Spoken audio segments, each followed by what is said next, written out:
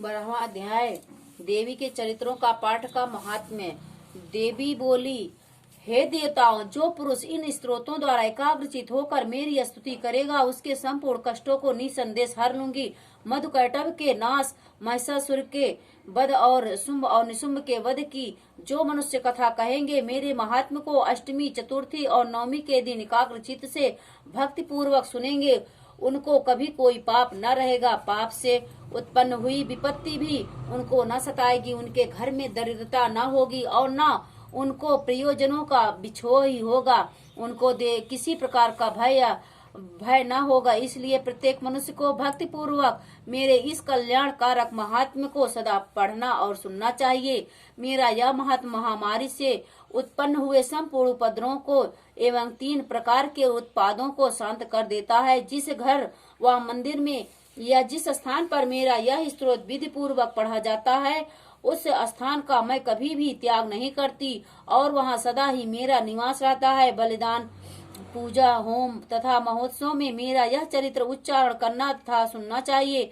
ऐसा हवन या पूजन मनुष्य चाहे जानकर या बिना जाने करे, मैं उसे तुरंत ग्रहण कर लेती हूँ। और शरद काल में प्रत्येक वर्ष जो महापूजा की जाती है, उनमें मनुष्य भक्ति पूर्वक मेरा यह महात्म्य सुनकर सब विपत्तियों से छूट जाता है और धन धान्य तथा पुत्रादि से संपन्न हो जाता है। और मेरे इस महात्म्य व कथाओं इत्यादि को सुनकर मनुष्य युद्ध में निर्भय हो जाता है और महात्म्य के श्रवण करने वाले के शत्रु नष्ट हो जाते हैं तथा कल्याण की प्राप्ति होती है और उनका कुल आनंदित हो जाता है। सब कष्ट शांत हो जाते हैं तथा भयंकर स्वप्न दिखाई देना तथा घरेलू दुख इत्यादि सब मिट जाते हैं। बाल ग्रहों में ग्रसित बालकों के लिए यह मेरा महात्म्य परम शांति का देने वाला है। मनुष्य में फूट पड़ने पर यह भली भांति मित्रता करवाने वाला है।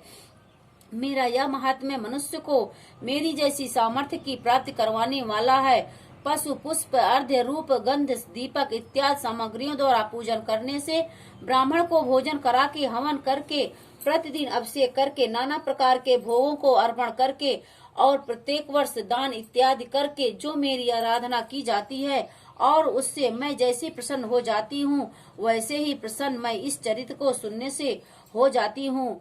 यह महात्म्य श्रवण करने पर पापों को हर लेता है तथा आरोग्य प्रदान करता है। मेरे प्रादुर्भाव का कीर्तन दुष्ट प्राणियों से रक्षा करने वाला है, युद्ध में दुष्ट दैत्यों का संहार करने वाला है। इसके सुनने से मनुष्य को शत्रुओं का भय नहीं रहता। हे देवताओं, तुमने जो स्तुति की है अथवा ब्रह्मा जी ने जो मेरी स्तुति की है, वह मनुष्यों को कल्याणमयी बुद्धि प्रदान करने वाली है।